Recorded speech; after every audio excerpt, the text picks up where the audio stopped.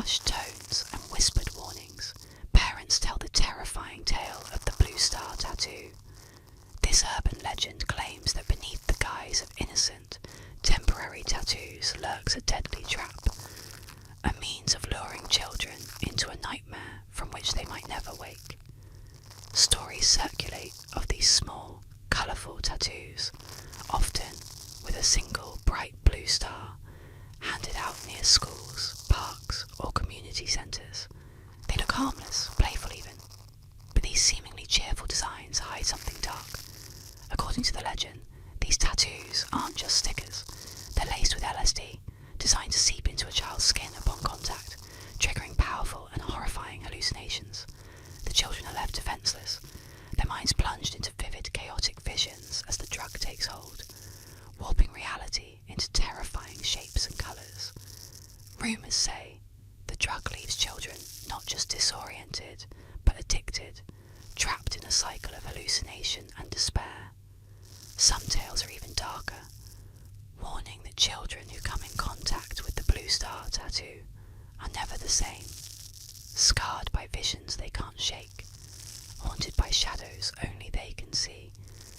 Parents and teachers pass on the warning: if your child comes home with an unfamiliar tattoo, wash it off immediately and seek help. The danger, they say, is real, spreading unseen, like a predator preying on innocence. To this day, the Blue Star tattoo legend continues to instill fear, a sinister story to remind children that sometimes the things that look harmless hold the darkest secrets. And with each new telling, the shadow of the Blue Star spreads, its tale of silent terror lingering like a warning in the back of every parent's mind.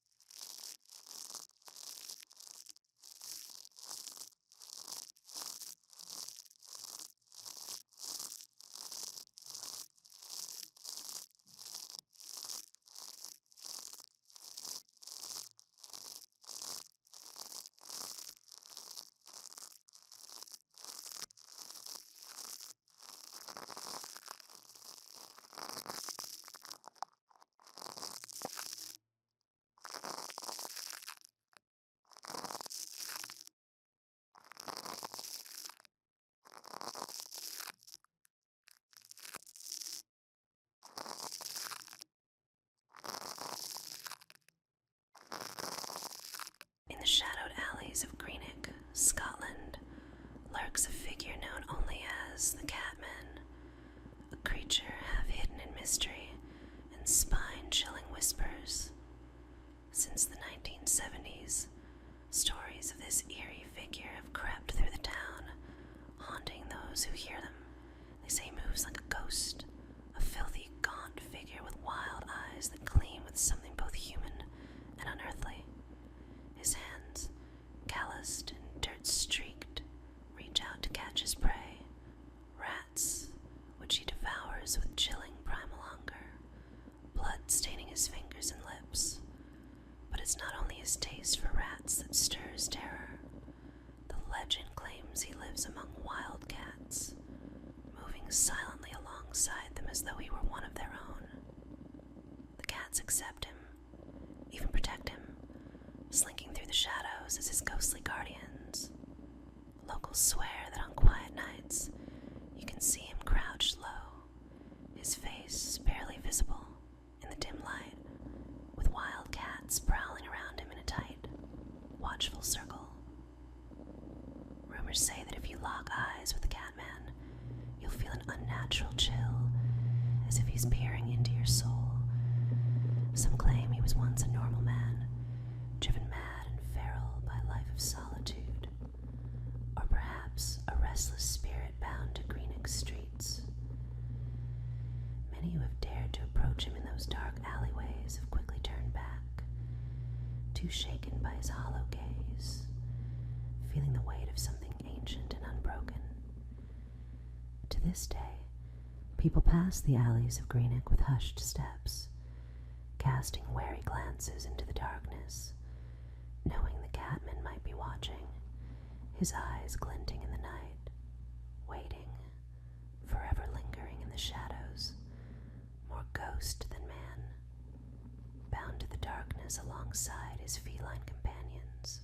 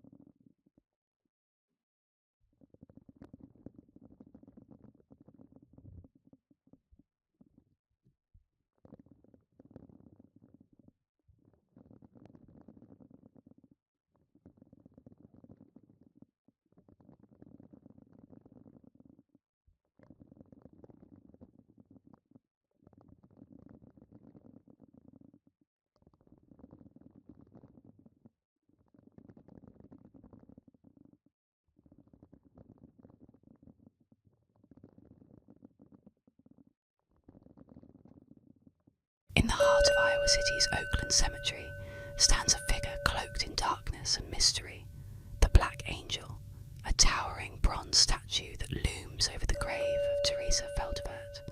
Erected in mourning, the angel's darkened form and unsettling gaze quickly became the source of fearful whispers. Legend says she is cursed, a silent harbinger of death, watching and waiting for those who dare to defy her silent warning. By day, the statue is imposing, her massive wings stretching wide, casting shadows over the graves below. But as night falls, her presence shifts from solemn to sinister. Those who have dared to visit her after dark claim to feel an intense, bone-chilling cold radiate from the statue, as if death itself were reaching out. They say that anyone who dares touch the angel at midnight will suffer misfortune, illness, or worse, death within days. Some claim to have seen her eyes glow faintly, an unnatural, haunting light that pierces through the fog, as if the angel herself is peering into the souls of those nearby. A few witnesses swear that her wings have moved, rustling slightly, and her hands seem to reach out, fingers stiff yet desperate, as if she longs to pull the living into her cold, stone embrace. Teenagers once dared to kiss the feet of the angel, testing her rumoured curse, but tragedy followed. Accidents, inexplicable illnesses, and even untimely deaths plagued those who tried to defy her legend. Her presence, they say, is more than mere stone. It is a shadow of sorrow and vengeance, eternally bound to the cemetery. Today, locals avoid the Black Angel at night, believing she still harbours a dark power, and if you stand before her, feeling her hollow gaze settle upon you, remember, her curse awaits anyone brave or foolish enough to challenge her.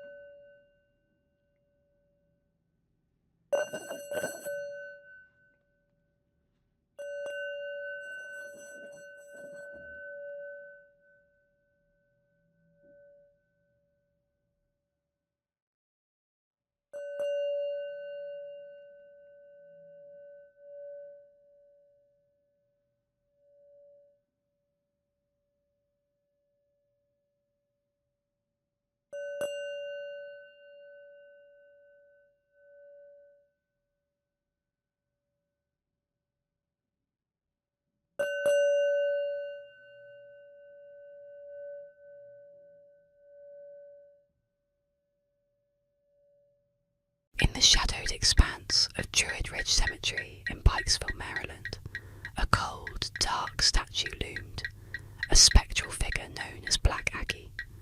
This life-sized, cloaked woman, with her face veiled in shadow, sat atop the grave of General Felix Agnes, her granite form exuding a chilling, otherworldly aura. By day, she appeared merely sombre and brooding, but as night fell, the true horror of Black Aggie was said to awaken.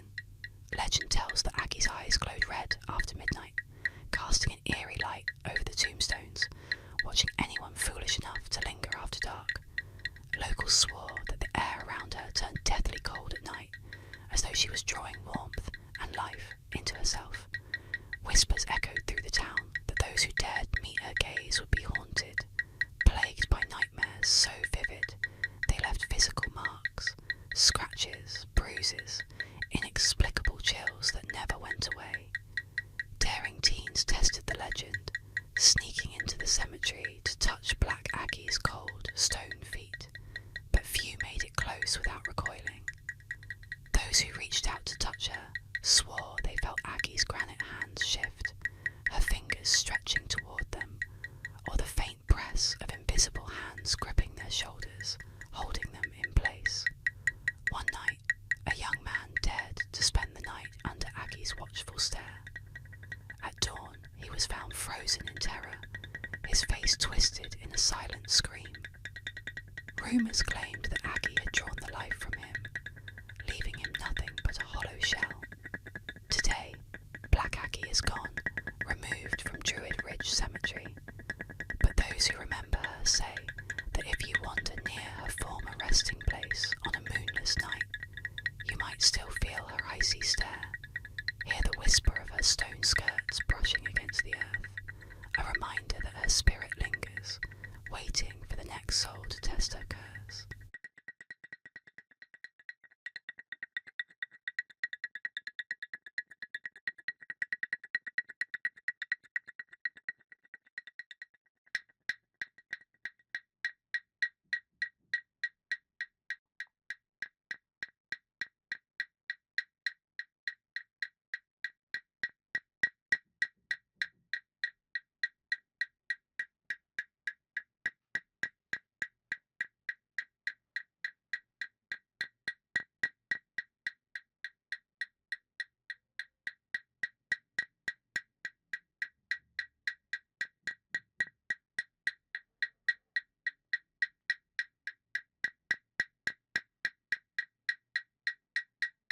In the chilling winter of 1953, the quiet town of Bladenboro, North Carolina, was gripped by fear.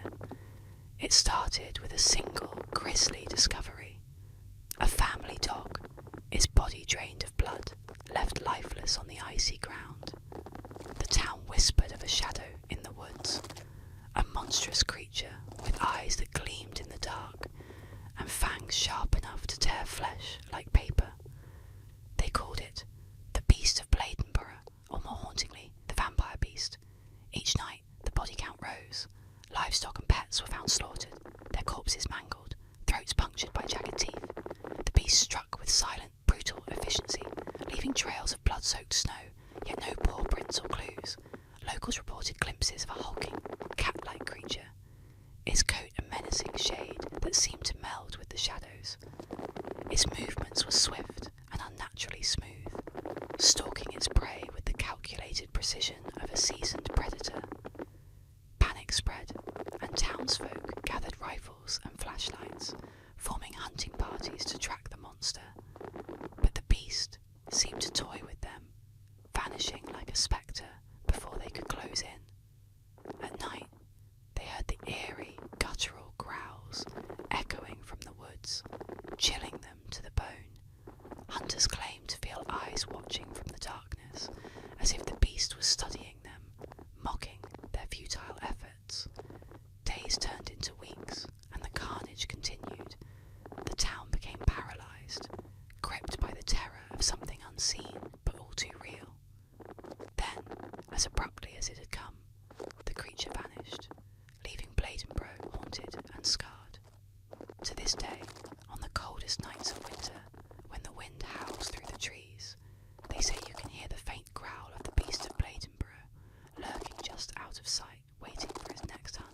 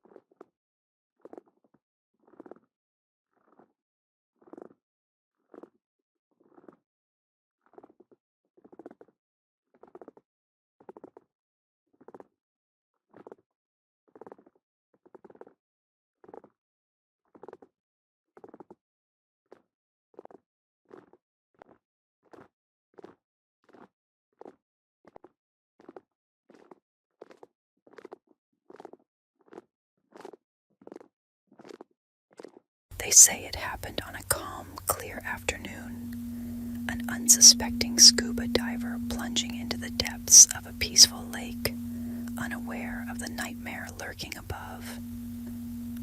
As he drifted beneath the surface, an aerial water bomber, a monstrous helicopter carrying a massive bucket, descended over the lake, ready to scoop up gallons of water for the raging wildfire miles away. The diver never saw it coming. In a single moment, his tranquil underwater world turned into a chaotic torrent. The water bomber's bucket plunged down, capturing not only the lake's water, but also the diver, pulling him skyward with a force so brutal he was stripped of breath and bearings. He was yanked into the open air, disoriented, tangled within a swirling mass of water that blinded and suffocated. Some say his screams were drowned out by the chopper's roar. Carried for miles, helpless, he was finally dumped, along with the payload, over the inferno. Firefighters on the ground watched in horror as not just water, but a twisted figure fell from the sky, crashing onto the burning earth. A scuba diver in full gear, limbs contorted in a final futile attempt at escape. The myth has been debunked, dismissed as impossible, a dark tale born from the fevered imaginations of those looking for thrills. But those who fight fires in the wild will still glance up nervously when the bomber passes overhead, haunted by the thought of what might be lurking unseen in that churning mass of water, a fleeting echo of a nightmare that might just be real.